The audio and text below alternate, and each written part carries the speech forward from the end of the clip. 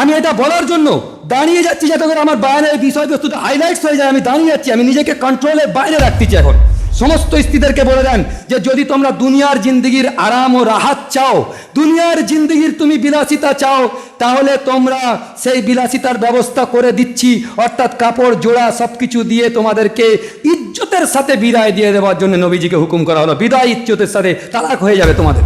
এবারে শুনে নেন, কান খুলে ইসলামের বিধান হচ্ছে এটা যে মুহাম্মদ সাল্লাল্লাহু আলাইহি ওয়াসাল্লামের নিজের জন্য জাকাত হারাম, মুহাম্মদ সাল্লাল্লাহু আলাইহি ওয়াসাল্লামের আলে পরিবারের জন্য জাকাত হারাম। নিজের জন্য কি করেছেন? Zero zero zero.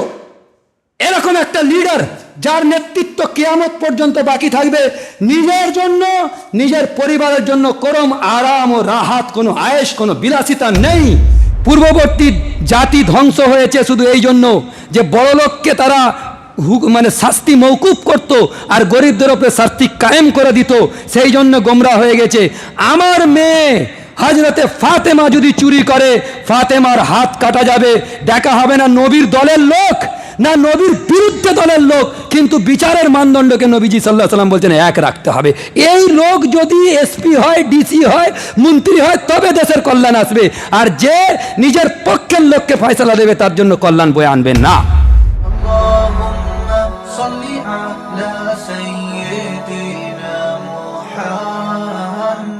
আলহামদুলিল্লাহ আলহামদুলিল্লাহি ওয়া কাফা ওয়া সালামুন আলা ইবাদিহিল্লাযীনা ইসতাফা, আম্মা বা'দ। ফাআউযু বিল্লাহি মিনাশ শাইতানির রাজীম। বিসমিল্লাহির রহমানির রহিম। লা উকসিমু বিয়াউমিল কিয়ামাহ ওয়া লা উকসিমু বিন নাফসিল লাওয়ামাহ আয়াহসাবুল ইনসানু আল্লান নাজমা'a 'ইযামাহ বালা কাদিরিনা আলা আন নুসাউয়িয়া বানানাহ বাল ইউরিদুল ইনসানু লিয়াফজুরা আমামাহ ইয়াসআলু আইয়ানা ইয়াউমুল কিয়ামাহ ফাইযা বারিকাল বাসার ওয়া খাসাফাল কমার ওয়া জুমিয়াশ শামসু ওয়াল কমার ইয়াকুলুল ইনসানু ইয়াউমাইযিন আইনাল মাফার কাল্লা লা ওয়াদারা ইলা রাব্বিকা ইয়াউমাইযিনিল মুস্তাকার ইউনাব্বাউল ইনসানু ইয়াউমাইযিন বিমা কদ্দামা ওয়া আখার বালিল ইনসানু আলা নাফসিহি বাসীরা ওয়ালাউ আলকা মাআযীরা লা তুহাররিক বিহি লিসানাকা লিতা'জালা বিহি ইন্না আলাইনা জামআহু ওয়া কুরআনা ফাইযা ক্বারা'নাহু ফাত্তাবি' কুরআনা সুম্মা ইন্না আলাইনা বায়ানা। সাদাকাল্লাহুল আযীম। আমাদের যে আলোচনা চলছিল সপ্তাহ 2-3 প্রায় সূরা কিয়ামার উপরে, আমরা কিছু ভূমিকা স্বরূপ কথা বলেছি এবং গত সপ্তাহতেও বলা হয়েছে। সেই কথাগুলো শুধু আমরা ইয়াদা করে নিয়ে আবার আগে বাড়বো ইনশাআল্লাহ তাআলা। খুব দ্রুততার সাথে আমি প্রথমে আগে সপ্তাহের কথাগুলোকে ইয়াদা করব, তারপরে ইনশাআল্লাহ আমরা আগে বেড়ে যাব।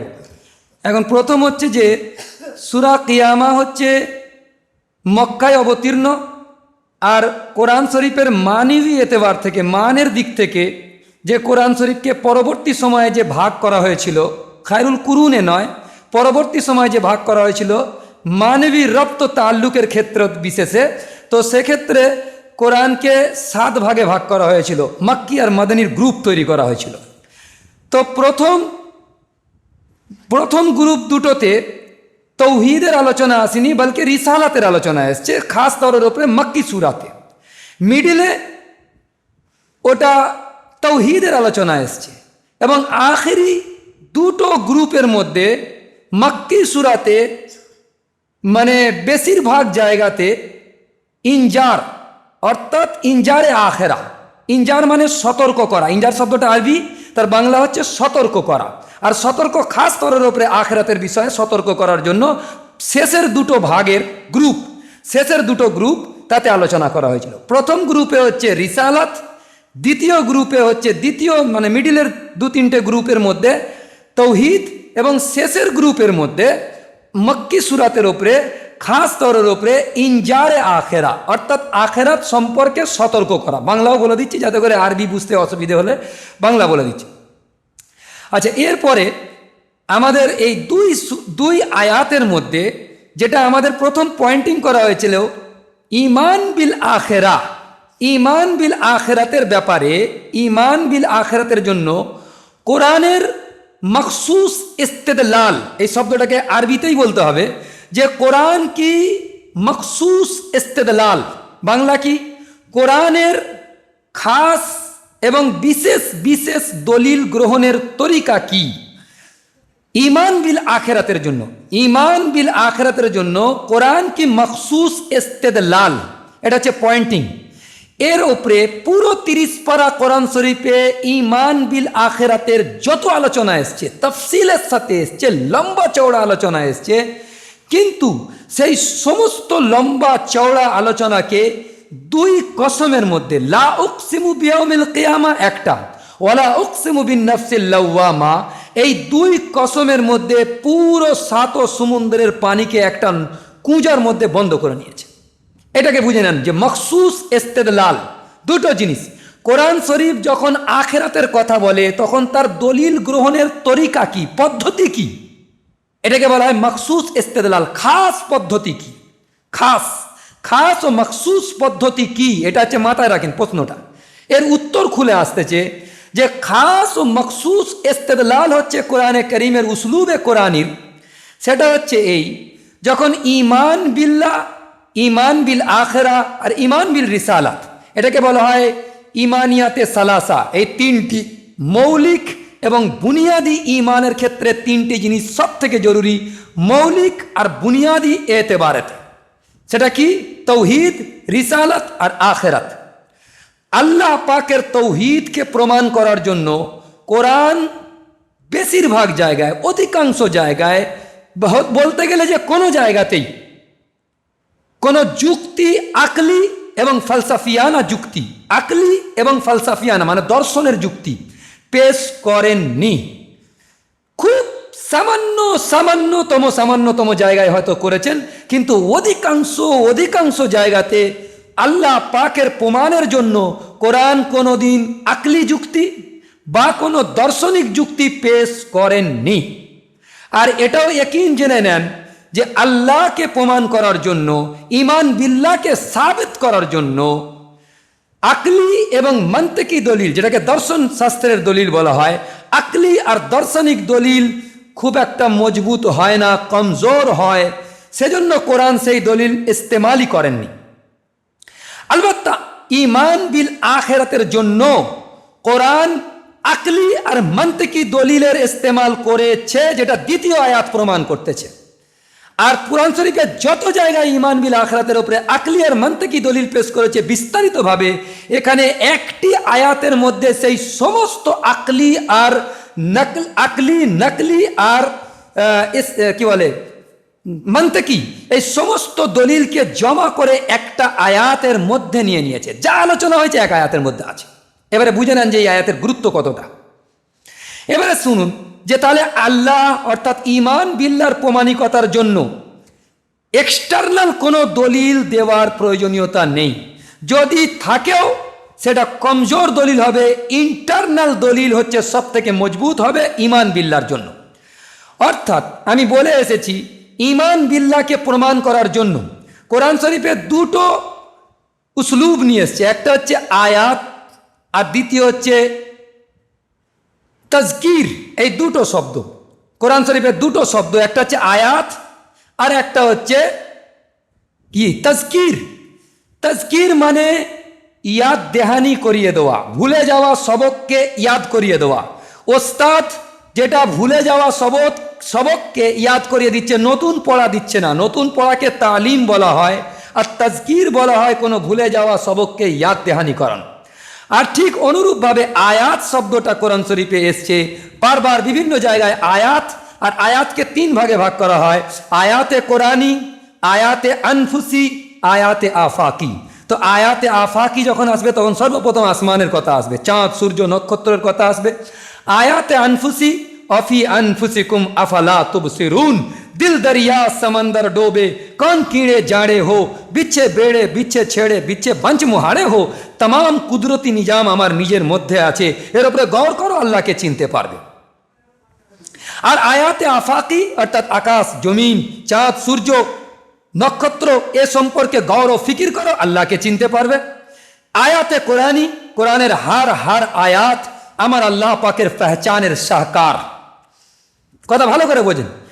আমি চিনি কোনোদিন খাইনি, চিনি মিষ্টি হয় সকলে বলেছে আমাকে, তা আমি মেনে নিয়েছি। এতজন আমাকে ঝুট বলতে পারে না, মসজিদে বসে ঝুট বলতে পারে না। চিনি বেশক মিষ্টি হবে। আর যখন আমি চিনির একটা দানা জবানে রাখলাম, তো আমার ভিতরের যে টেস্ট বার্ডস আছে, ভিতরের পার্টস, ইন্টারনাল পার্টস আমাকে গাওয়াহি দিচ্ছে বেশক চিনি মিষ্টি হয়। ওই একিন চিনি মিষ্টি হওয়ার প্রতি আর বাইরে থেকে আপনাদের যে সাক্ষ্য চিনি মিষ্টি হওয়ার প্রতি আসমান আর জমিনের ফারাক আছে। সুতরাং আল ইমান বিল্লাহর প্রমাণের জন্য কোরআনের উসলুব, কোরআনের উসুলি ইস্তেদলাল হচ্ছে এটা যে আয়াত তোমাকে নিশানা দেখাতে থাকবে। ওই নিশানা দেখে ভেতরের যে টেস্ট বার্ডস আছে সে ভেতর থেকে গাওয়াহি দেবে, সে ভেতর থেকে উবড়ে উঠবে যে হ্যাঁ বেশক আল্লাহ আছে। ও সব থেকে মজবুত দলিল হবে। ওই জন্য ইন্না ফি খালকিস সামাওয়াতি ওয়াল আরদ ওয়াখতিলাফিল লাইলি ওয়ান নাহার ওয়াল ফুলকিল্লাতী তাজরি ফিল বাহরি বিমা ইয়ানফাউন নাস ওয়া মা আনজালাল্লাহু মিনাস সামাই মিন মাইন ফাআহইয়া বিহিল আরদা বা'দা মাউতিহা ওয়া বাসসা ফিহা মিন কুল্লি দাব্বা ওয়া তাসরিফির রিয়াহ ওয়াস সাহাবিল মুসাখখার বাইনাস সামাই ওয়াল আরদ লা আয়াতিন, এখানে শব্দ নিয়ে এসেছে লা আয়াতিল লিউলিল আলবাব। এই সবগুলো ন্যাচারাল ফিনোমিনা, এই সমস্ত দলিল হচ্ছে যে তোমরা যদি গৌর আর ফিকির করো, তোমাদের ভেতরের যে জমির আছে, ভেতরের যে শখসিয়ত আছে, ব্যক্তিত্ব আছে, যে দিলে রুহে ইমান আছে, সেই রুহে ইমান গর্জে উঠবে যে বেশক আল্লাহ আছে। এই কায়নাতের চপ্পা চপ্পা আর দর্রা দর্রা তোমাকে গওয়াহি দেবে যে আল্লাহ আছে। এটা ইমান বিল্লাহর কোরআনের উসলুবি ইস্তেদলাল এবং উসুলি ইস্তেদলাল হচ্ছে কোরআনের ক্ষেত্রে এইটা, যে কোরআন যখন ইমান বিল্লাহ প্রমাণ করতে চাইবে তো আয়াত দেখাবে আর তাজকির করাবে। দেখো ইয়াদ আসছে আমাকে আজ থেকে 1998 সালে মাধ্যমিক পরীক্ষার হলেতে আমার বন্ধু একটা রুমাল হাদিয়া করেছিল। সেই রুমালটা আমার ওয়ার্ডরোবের মধ্যে ছিল। আজ থেকে প্রায় 26-27 বছর হয়ে গিয়েছে, 28 বছর হয়ে গিয়েছে। আমি অন্য কিছু খুঁজছিলাম, আমি বন্ধুকে ইয়াদ করিনি কোনোভাবেই। কিন্তু ঘাঁটতে ঘাঁটতে যখন রুমালটা বেরিয়ে আসলো, হঠাৎ করে রুমাল দেখার সাথে সাথেই 27 বছর পিছনে আমার জেহেন মুনতাকিল হয়ে যাবে, পরিবর্তন হয়ে যাবে। আমার বন্ধুর সমস্ত কিছু ইয়াদ ওই রুমালটা আমাকে ফিরিয়ে দেবে। তো আসমানের এই যে উঠাই, এই পুরো আসমানের কোনো খুঁটি ছাড়া এই আসমানকে ঝুলিয়ে রাখা, টাঙিয়ে রাখা এই আল্লাহ পাকের প্রমাণের শাহকার। আসমান থেকে বারিশের কাতরা কাতরা করে জমিনের উপরে গিরানেওয়ালা এ আমার আল্লাহ পাককে চেনাবার জন্য কুদরতের শাহকার, সাপের ফুনকার, ময়ূরের সৌন্দর্য, এ পৃথিবীর সব কিছু আসমান থেকে কাতরা কাতরা করে জমিনের উপরে পানি গিরানো, এ সব কিছু আমার আল্লাহ পাকের কুদরতের শাহকার আমাকে প্রমাণ করতে চাইছে যে আল্লাহ আছে। এটা ইমান বিল্লাহর ইস্তেদলাল, কোরআনের উসুলি ইস্তেদলাল এবং কোরআনের মানে মখসুস ইস্তেদলাল এটা। কিন্তু ইমান বিল আখিরাতের ক্ষেত্রে উনি দলিল দিয়েছেন আল্লাহ সুবহানাহু ওয়া তাআলা আকলি এবং মানতিকি, আকলি আর মানতিকি দলিল দিয়েছে ইমান বিল আখিরাতের জন্য, কিন্তু ইমান বিল্লাহর জন্য কোনো দলিল আকলি বা মানতিকি নেই। এটা ভালো করে মাথায় রাখবেন। আচ্ছা, 2 নম্বর, কোরআন কি মখসুস ইস্তেদলাল এই দুটো আয়াতের মধ্যে। প্রথম আয়াত কি, লা উকসিমু বিয়াউমিল কিয়ামা, যে কিয়ামতের দিবসের শপথ করছেন কে? আল্লাহ সুবহানাহু ওয়া তাআলা। তো যখন খেতাবি আন্দাজ হবে, খেতাব কাকে করা হচ্ছে, কাকে বলছেন এই কথা? আমি যখন বয়ান করছি আপনারা চিন্তা করবেন যে কাকে উদ্দেশ্য করে বলছে জালাল, এটাকে বলে খেতাব। কাকে খেতাব করতেছে? যতক্ষণ না শ্রোতারা খেতাবি আন্দাজ বুঝতে না পারবে, ততক্ষণ শ্রোতারা পরিপূর্ণরূপে কথা বুঝতে পারবে না। সেখানে খেতাবি আন্দাজ কাদের ওপর? দেখেন, আখিরাতের বিষয়ের ওপরে পুরো সূরাটা ইস্তেদলাল করেছে, পুরো সূরা দলিল দিয়েছে পুরো আখিরাতের বিষয়। আর এর নামের সাথে পুরো সূরার একটা মুনাসিবতের রপ্ত তাল্লুক আছে। নাম কিয়ামা, এত পুরো সূরাতে কিয়ামতের আলোচনা এসেছে পুরো সূরাতে। এক জায়গায় গিয়ে একটু অন্য কথা বলেছে, নবী সাল্লাল্লাহু আলাইহি ওয়াসাল্লামের সাথে বারাহ রাস্ত খেতাব করেছে, কিন্তু তারও সাথে রপ্ত তাল্লুক কিয়ামতের সাথে আছে। সেটা আমরা যখন ওই মোকামে পৌঁছাবো তখন তফসিলের সাথে কালাম করবো ইনশাআল্লাহ।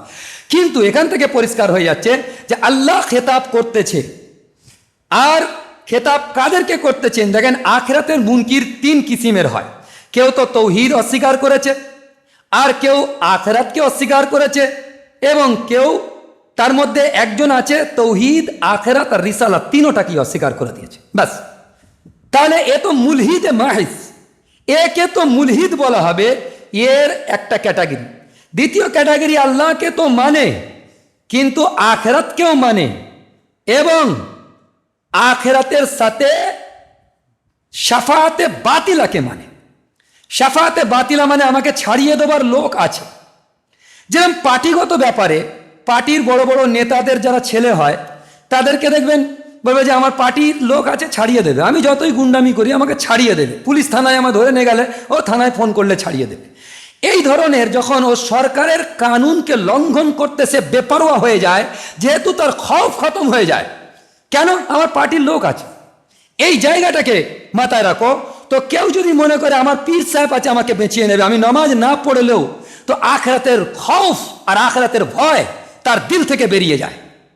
সুতরাং সে কানুনে বাড়ি তালা অর্থাৎ আল্লাহ পাকের কানুনকে খুল্লাম খুল্লা তুলতে থাকে, এই জন্যে যে তার আখরাতের খৌফ খতম হয়ে গিয়েছে। ওই জন্য কোরআন এটাকে নিয়ে এসছে কাল্লা বাল্লা ইয়াখাফুনাল আখিরাহ, কাল্লা বাল্লা ইয়াখাফুনাল আখিরাহ, অর্থাৎ আখরাতের খৌফ আখরাতের ভয় তাদের দিল থেকে বেরিয়ে গিয়েছে। হালাকি আখরাতকে মানে কিন্তু শাফাআতে বাতিলাকে মানে। আর একটা তবকা আছে যে আখেরাতকে মানে না, আল্লাহকে মানে, কিন্তু আল্লাহর সাথে ছোট ছোট খোদাকেও মানে। যেমন দেখবে হিন্দুদের একটা আকিদা আছে যে ওরা বড় দেবতাকে মানে, তার সাথে সাথে সরস্বতী হচ্ছে বিদ্যা দেবী, অমুক হচ্ছে লক্ষ্মী হচ্ছে আপনার পয়সা দেনেওয়ালা, এসব দেবী মানে, ছোট ছোট খোদাকে মানে। কিন্তু আখেরাতকে মানে না, এই জন্য মানে না, কারণ কি? কারণ হচ্ছে আখেরাত আনহুনি চিজ, হায় হাত লিমা তো আদুন আমা হিয়া ইল্লা হায়াতুনা দুনিয়া নামুতু ওয়া নাহইয়া ওমা ইউহলিকুনা ইল্লা তাহর। কোরআন শরীফ বলছে যে আমরা মরে যাব, আমাদের কোনো কিছুই থাকবে না, আমরা সব কিছু মিটে যাবে, এটা দুনিয়ার একটা সিস্টেম, সেই সিস্টেমে চলছে। এ হচ্ছে আল্লাহকেও মানে না, এ আখরাতকেও মানে না। কিন্তু এরকম একটা তবকা আছে যে আখরাতকে মানেন, আল্লাহকে মানে, কিন্তু আখরাতকে মানে না। কারণ কি? আখরাত আনহুনি চিজ, হতে পারে না। এমনকি আমার বাপ দাদা 14 পুরুষ কত হাজার বছর আগে ইন্তেকাল করেছে, তারা মাটিতে গলে পচে সেড়ে সব কিছু শেষ হয়ে গিয়েছে, আবার দোবারা আল্লাহ তাদেরকে তৈরি করবে, এটা আনহুনি চিজ, হতে পারে না। সুতরাং আমরা আখিরাতকে ইনকার করব। এই ক্যাটাগরির লোককে এই সূরাতে পুরো খেতাবি আন্দাজ এদের জন্য। কথা মোতায়েন হয়ে গেছে। এবারে প্রথম শুনে নেন যে আল্লাহ বলছে লা উকসিমু বিয়াউমিল কিয়ামা, শপথ করছি কিয়ামতের দিবসে। আপনাকে যদি কেউ বলে, এখানে আল্লাহ যদি না বলে, তো আপনি বলবেন যে ভাই আপনি বললেন কিয়ামত হবে, তো দলিল দাও। যখন দলিল চাইছি বলছে কসম বলতেছি কিয়ামত হবে, এর কোনো যুক্তি হলো? এটা কোনো যুক্তি হলো? আমি দলিল চেয়েছি, তুমি কসম খেয়ে আরো কথাটাকে পোক্তা করার চেষ্টা করছো, কোনো দলিল দিচ্ছ না। যখন এরকম হবে তখন দেখতে হবে বলনেওয়ালা কে কসম খাচ্ছে, তার ব্যক্তিত্বের ওপরে পুরো তাজিজিয়া হবে। সে কেমন ব্যক্তিত্ব, সৎ ব্যক্তিত্ব, নেক ব্যক্তিত্ব, সততা তার মধ্যে জিন্দিগিতে আছে কিনা, এটা দেখা হবে। তো সর্বপ্রথম চলে আসো লা উকসিমু বিয়াউমিল কিয়ামা যখন বলেছে, তো এটা কথাটা কার? কথা আল্লাহ। তো আল্লাহর কালাম, এটা কথা আল্লাহ। তো আমাদের এখানে যারা বসে আছি সবাই মুসলমান, কোরআন শরীফকে আল্লাহর কালাম বলে সকলে বিশ্বাস করি। তারা যখন পড়বে লা উকসিমু বিয়াউমিল কিয়ামা, তো ভেতর থেকে চৌকে যাবে, পুরো একদম লরজে উঠবে যে আল্লাহ কসম করে বলেছে। আমান আসদাকু মিনাল্লাহি কিলা, আল্লাহ পাকের শখসিয়ত কি? আমান আসদাকু মিনাল্লাহি কিলা, আমি আল্লাহর চেয়ে সত্যবাদী আর কে হতে পারে? সুতরাং আল্লাহ বলছে লা উকসিমু বিয়াউমিল কিয়ামা, তো আহলে ঈমান আর মুসলমান তো লরজে উঠবে ভেতর থেকে যে আল্লাহ বলতেছেন যে লা উকসিমু বিয়াউমিল কিয়ামা, তো আল্লাহর কথার মধ্যে কোনো শক নেই, ফের কসম খেয়েছেন আল্লাহ পাক। 1 নম্বর পয়েন্ট। আচ্ছা, এরকমও লোক তো মওজুদ আছে, এখনো আছে, তখনও ছিল, যে আমরা আল্লাহকে মানব না, কিন্তু মুহাম্মদ সাল্লাল্লাহু আলাইহি সাল্লাম একটা ব্যক্তি, অ্যাজ এ লিডার, একটা লিডার হিসেবে দুনিয়াতে তাকে দেখেছি, তার জীবনী আছে, তিনি হাকিকাতান দুনিয়াতে এসেছিলেন, তার একটা জীবনী আছে। যদি কেউ আল্লাহকে না মানে, তখন তার জন্য কোরআনের এই ইস্তেদলালটা কিভাবে হবে সেটা বোঝাবার জন্য এত কথা বলা হচ্ছে। সেটা কি? সেটা আল্লাহকে মানে না, ঠিক আছে। তো মুহাম্মদ সাল্লাল্লাহু আলাইহি ওয়াসাল্লামের কালাম এটা, মুহাম্মদ সাল্লাল্লাহু নিজে লিখেছে কোরআন, যদিও এটা সম্পূর্ণ আকীদার খেলাফ কথা, তবু বোঝার জন্য আমি বলছি যে মুহাম্মদ সাল্লাল্লাহু নিজে ঘরে বসে লিখেছে কোরআন শরীফ। যদি এটাকে মেনে নেওয়া হয় তবেই দলিল প্রমাণ হয়ে যাবে, এরকম প্রমাণ হয়ে যাবে এটা যে মুহাম্মদ সাল্লাল্লাহু আলাইহি ওয়াসাল্লামের ব্যক্তিত্ব দেখো। ব্যক্তিত্ব কি মুহাম্মদুর রাসূলুল্লাহ সাল্লাল্লাহু আলাইহি ওয়াসাল্লাম। প্রফেসর মারগুমনি ওয়াট ইনি একটা বই লিখেছিলেন, Muhammad at Mecca, Muhammad at Medina, দুটো বই, দুই খণ্ডে, পার্ট 1 পার্ট 2, দুটো বই লিখেছেন, Muhammad at Mecca, Muhammad at Medina. কিন্তু সেই কেতাবের মধ্যে তিনি শাটল আন্দাজে, মানে খুব গোপনীয়তার সাথে ইসলামের উপরে হামলা করেছেন। কিন্তু সেকেন্ড পার্টে গিয়ে মুহাম্মদুর রাসূলুল্লাহ সাল্লাল্লাহু আলাইহি ওয়াসাল্লামের জীবনী আলোচনা করতে গিয়ে উনি যে শাটল আন্দাজে যে ল্যাং মেরেছে, মানে যেটাকে শাটল আন্দাজে ইসলামের দুশ্মনী করেছে, সেটা আমি বলে দিই যেহেতু কথাটা এসে গেল, যে সেটা তিনি বলেছেন মোহাম্মদ অ্যাট মক্কা। যখন মক্কার জিন্দিগিতে এমন মোহাম্মদকে আমরা দেখেছি যে মোহাম্মদ ছিল মোবাল্লিগ, অর্থাৎ দাওয়াত দেনেওয়ালা, তবলিগ করনেওয়ালা, ইবাদত গুজার, সৎ, নেক, মার খেয়ে ইট পাথর খেয়ে ফুল ছুটতেছে মোহাম্মদ রাসূলুল্লাহ সাল্লাল্লাহু আলাইহি ওয়াসাল্লাম, এই জিন্দিগি দেখেছি। কিন্তু মোহাম্মদ অ্যাট মদিনা পুরো বিলকুল আলাদা। ও একদিকে যেমন নামাজ পড়তেছে, একদিকে তেমন রাষ্ট্রপতি, একদিকে তেমন তিনি কমান্ডার ইন চিফ, একদিকে তিনি প্রধান কাজীউল কুজাত, প্রধান বিচারপতি হযরত মুহাম্মদুর রাসূলুল্লাহ সাল্লাল্লাহু তাআলা আলাইহি ওয়াসাল্লাম, এবং একদিকে তলোয়ার নিয়ে প্রতিবাদ করতেছেন, যদি শুধু সেজদায় পড়ে নয়, বরং একদিকে তলোয়ার নিয়ে হকের পক্ষে আর বাতিলের বিরুদ্ধে গর্জে উঠতেছে এই মুহাম্মদুর রাসূলুল্লাহ সাল্লাল্লাহু তাআলা আলাইহি ওয়াসাল্লাম। হালাকি উনি বলতে চেয়েছেন মোহাম্মদ দুটো সাল্লাল্লাহু আলাইহি ওয়াসাল্লাম, অথচ মোহাম্মদ দুটো না, একই মোহাম্মদ। ইনকিলাবে নববী, মানহাজে নববীর বিভিন্ন স্টেজ তার কাজের। যখন মক্কাতে জরুরত ছিল তবলিগের, তখন হুজুরে পাক সাল্লাল্লাহু আলাইহি ওয়াসাল্লাম তবলিগ করেছেন হাত বাঁধা, কোনো জবাবি কারবাই নবীজি করতেছেন না, মারছে, মার খেয়ে নিচ্ছে, কোনো জবাব দিচ্ছেন না। কিন্তু ইনকিলাবে নববী বা মানহাজে নববীর দ্বিতীয় স্টেপে যখন মুহাম্মদুর রাসূলুল্লাহ সাল্লাল্লাহু আলাইহি ওয়াসাল্লাম আসলেন, তখন ইট দিয়ে পাথর, ইটের জবাব পাথর দিয়ে দেওয়ার জন্য রাসূলুল্লাহ সাল্লাল্লাহু আলাইহি ওয়াসাল্লামকে বলে দিলেন যে হককে কবুল করবে পৃথিবীর সমস্ত মানুষ একসাথে অ্যাট এ টাইম সম্ভব নয়। কিছু লোক থাকবে হকের বিরোধিতায়, সর্বযুগেতে তাদেরকে তলোয়ার দিয়ে পুরো গর্দান আলাদা করে দিয়ে তার জবাব দিতে হবে। ওই জন্য পুরো লাকাদ আনজালনা রুসুলানা বিল বাইয়িনাত ওয়া আনজালনা মাহুমুল কিতাব ওয়াল মিজান লিয়াকুমান নাস বিল কিসত ওয়া আনজালনাল হাদিদ ফীহি বাসুন শাদীদ, যে আমি কোরআন পাঠিয়েছি আর বাইয়িনাত দিয়েছি যাতে লোকের উপরে ইনসাফ কায়েম করে দাও। সেই ইনসাফ কায়েম করার জন্য মুহাম্মদুর রাসূলুল্লাহ সাল্লাল্লাহু আলাইহি ওয়াসাল্লাম এসেছিলেন। সেই ইনসাফ কেমন ভাবে কায়েম করেছিলেন রাসূলুল্লাহ সাল্লাল্লাহু আলাইহি ওয়াসাল্লাম? বিচার ব্যবস্থা মুহাম্মদ সাল্লাল্লাহু আলাইহি ওয়াসাল্লামের কেমন ছিল? কোরআন বলছে ইয়া আইয়ুহাল্লাযীনা আমানু কুনু কাওয়ামিনা বিল কিসতি শুহাদা লিল্লাহ আলাউ আলা আনফুসিকুম আবিল ওয়ালিদাইনি ওয়াল আকরাবিন ইন ইয়াকুন গানিয়ান আও ফাকিরান। পৃথিবীর সমস্ত রাজা বাদশাদের উদ্দেশ্যে আমি বলতে চাইছি যে মুহাম্মদ সাল্লাল্লাহু আলাইহি ওয়াসাল্লামের বিচার ব্যবস্থা শোনো, যে সে যদি তোমার বাপের বিরুদ্ধে চলে যায় বিচার, সে যদি তোমার মায়ের বিরুদ্ধে চলে যায় বিচার, ইয়াকুন গানিয়ান আও ফাকিরান, যদি বাদী আর বিবাদী এর দুজনে কেউ যদি বড়লোক হয়, কেউ যদি গরিব হয়, বিচারের মানদণ্ডকে তুমি হেলাদোলা করতে পারবে না। মুহাম্মদ সাল্লাল্লাহু আলাইহি ওয়াসাল্লামের কাছে বিচার এসেছে, সহিহ বুখারীর হাদিস, এটা তো কোরআন শরীফের আয়াত সূরা নিসা। তো বলছে যে যে বিচার করে দাও, তো হুজুরে পাক সাল্লাল্লাহু আলাইহি ওয়াসাল্লাম হাত কাটার আইন কায়েম করে, মানে হদ কায়েম করে দিয়েছে, হাত কেটে দাও। কিন্তু সে ধনী ছিল, জায়েদ রাসূলুল্লাহ সাল্লাল্লাহু আলাইহি ওয়াসাল্লামের পালক পুত্র এসে বলছেন, সুপারিশ করছেন যে ও ধনী লোক, বড় উঁচু খানদানের, ওকে মওকুফ করে দাও। মুহাম্মদ সাল্লাল্লাহু আলাইহি ওয়াসাল্লাম জবাবে বললেন, শোনো, পূর্ববর্তী জাতি ধ্বংস হয়েছে শুধু এই জন্য যে বড় লোককে তারা মানে শাস্তি মওকুফ করত আর গরিবদের উপরে শাস্তি কায়েম করে দিত, সেই জন্য গোমরা হয়ে গেছে। আমার মেয়ে হযরতে ফাতেমা যদি চুরি করে, ফাতেমার হাত কাটা যাবে, দেখা হবে না নবীর দলের লোক না নবীর বিরুদ্ধে দলের লোক, কিন্তু বিচারের মানদণ্ডকে নবীজি সাল্লাল্লাহু আলাইহি ওয়াসাল্লাম বলছেন এক রাখতে হবে। এই লোক যদি এসপি হয়, ডিসি হয়, মন্ত্রী হয়, তবে দেশের কল্যাণ আসবে, আর যে নিজের পক্ষের লোককে ফয়সালা দেবে তার জন্য কল্যাণ বয়ে আনবেন না। পরিষ্কার কথা। ইয়াকুন গানিয়ান আও ফাকিরান আবিল ওয়ালিদাইনি ওয়াল আকরাবিন, কোরআন পরিষ্কার করে ইয়াকিনান এ কথাকে খুলে বয়ান করতেছেন। তো এই রকম ব্যক্তিত্ব এত মেহনতের সাক্ষ্য করেছেন।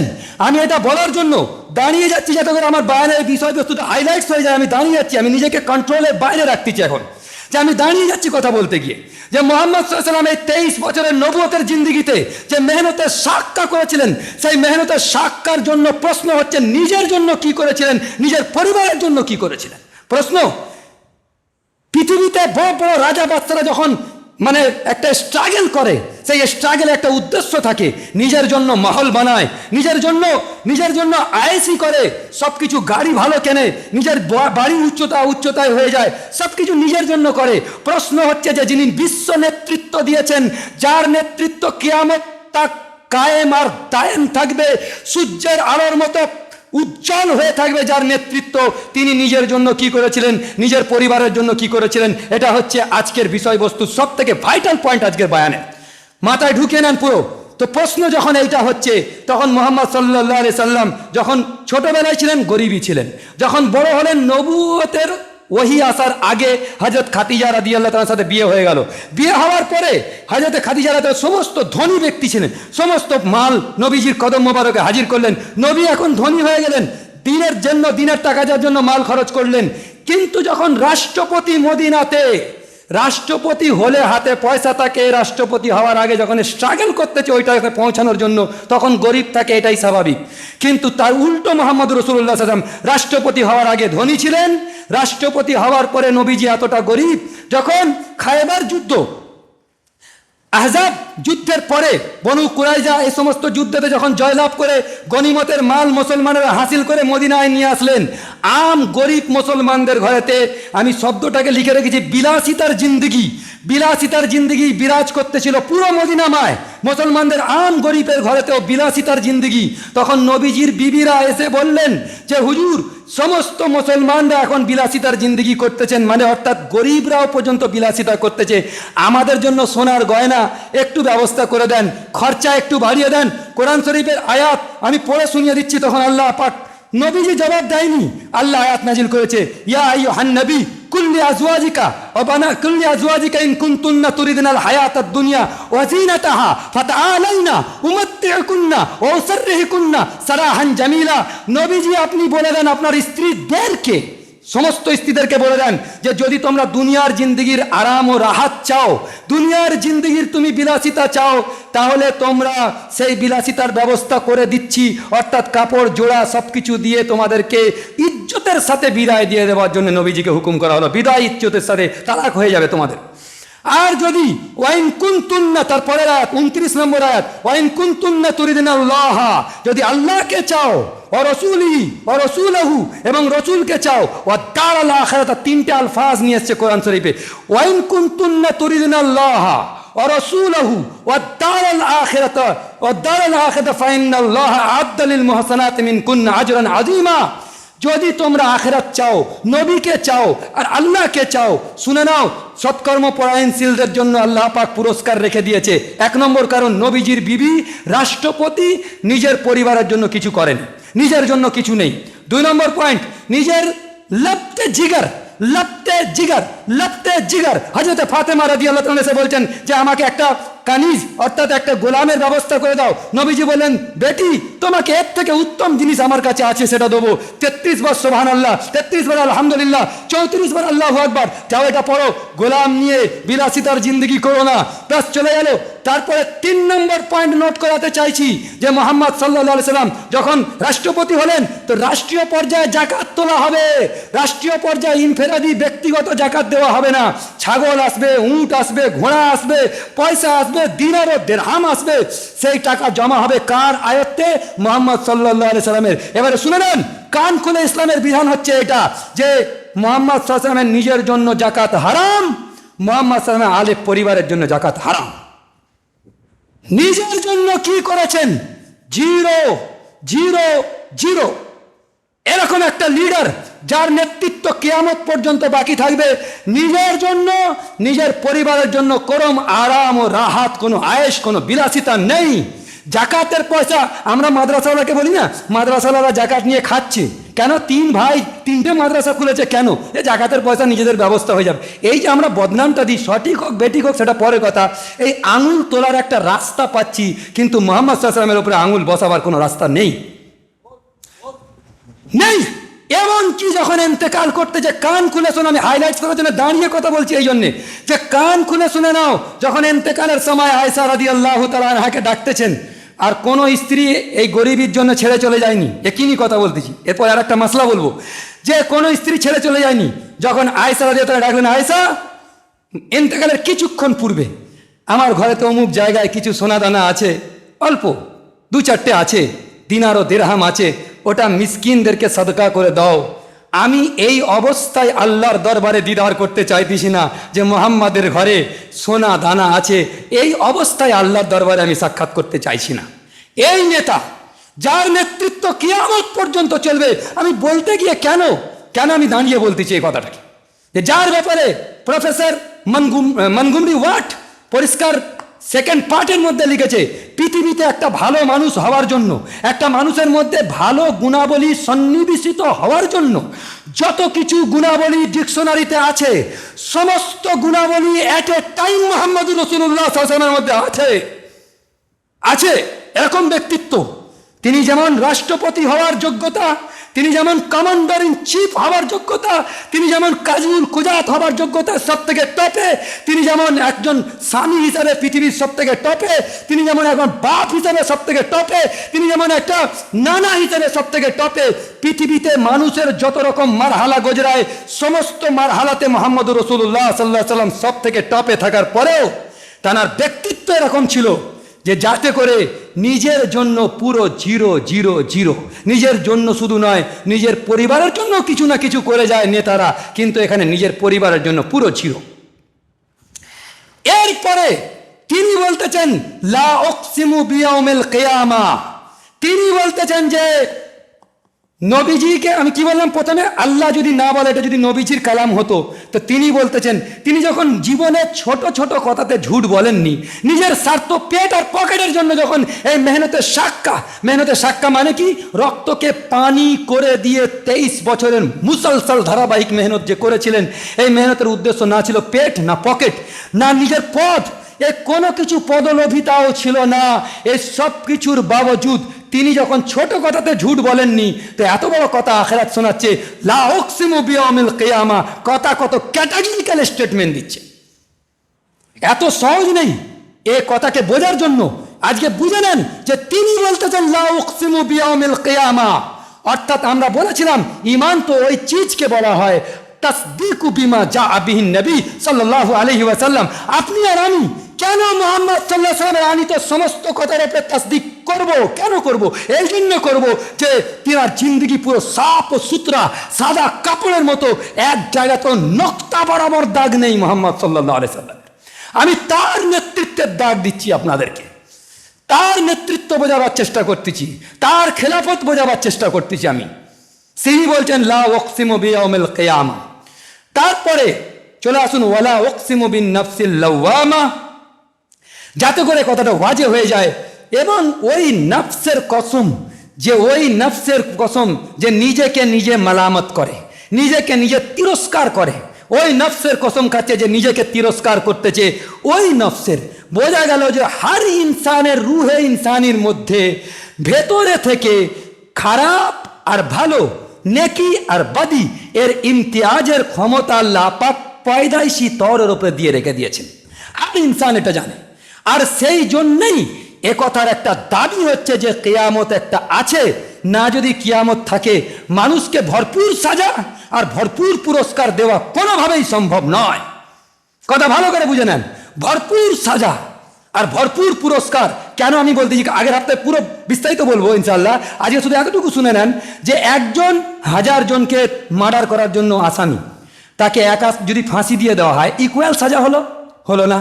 তাহলে একটা দাবি করতে যে এমন একটা জিন্দগি, যে জিন্দগির লা তুবকি ওয়ালা তাদার ওয়ালা জিন্দগি, লা ইয়ামুতু ফিহা ওয়ালা ইয়াহইয়া ওয়ালা জিন্দগি, না কোনোদিন মৌত আসবে, না বেঁচে থেকে সেখানে আরাম করতে পারবে, সেরকম একটা জিন্দগির দাবি, এটা যুক্তি। কেন এটা ঈমান বিল্লাহর দলিল না, এটা ঈমান বিল আখিরাত। এখানে যুক্তি, মানতিকি এবং ফালসাফাওয়ালা যুক্তি এখানে দেওয়া হবে। আর যুক্তি দেওয়া হচ্ছে এটা যে এরকম একটা জিন্দগি দাবি করতে, যে জিন্দগি কোনোদিন শেষ হবার নয়, আর সেই জিন্দগি হচ্ছে আখিরাত। এই জন্য পুরো কিয়ামতের দিবস আর পুরো কিয়ামতের নকশাকে খিঁচে আনা হয়েছে সূরা হজ্জের মধ্যে।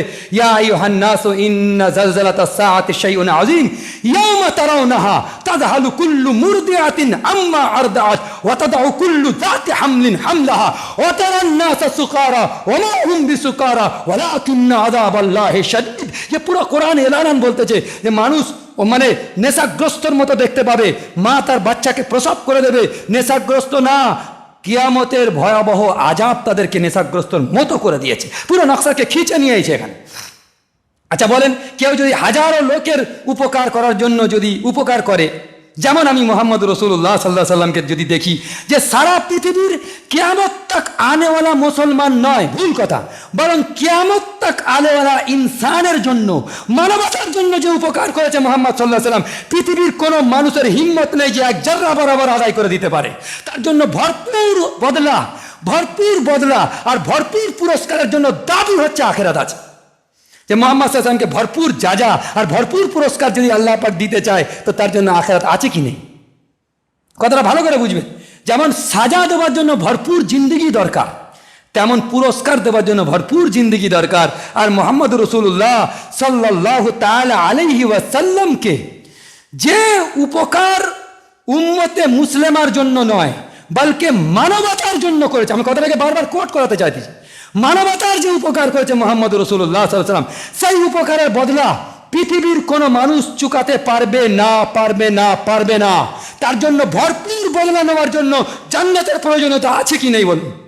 এই জন্যই আমি আখিরাত ওয়ালা উকসিমু বিয়াউমিল কিয়ামা ওয়ালা উকসিমু বিয়াউমিল কিয়ামা ওয়ালা উকসিমু বিন-নাফসিল লাওয়ামা আয়াহসাবুল ইনসানু আল্লান নাজমা'a ইযামা।